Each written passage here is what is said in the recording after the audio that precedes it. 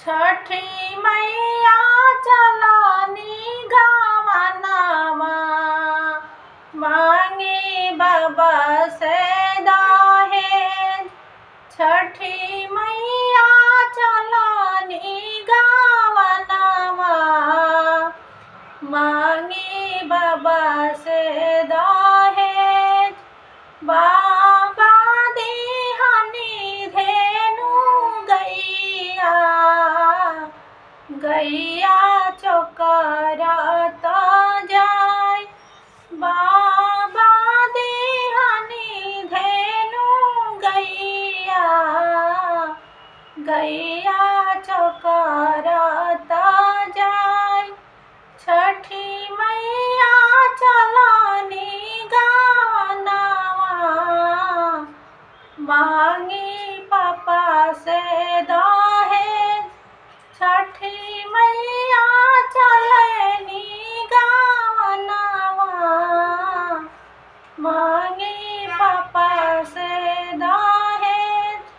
पापा देहनी हंसा राजा घोड़ावा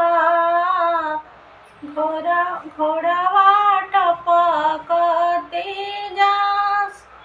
पापा देहनी हंसा राजा घोड़ावा टपकत जास। छठी मैया चलानी गावनावा मांगी अम्मा से दहेज। छठी मैया चलानी गावनावा मांगी अम्मा से दहेज। अम्मा देहली गलावा के हरावा चमकत जास। अम्मा देहली गलावा के हरावा चमकत जास। छठी मैया चलेनी गावनावा मांगे चाची से दहेज। छठी मैया चलानी गावनावा मांगे चाची से दहेज।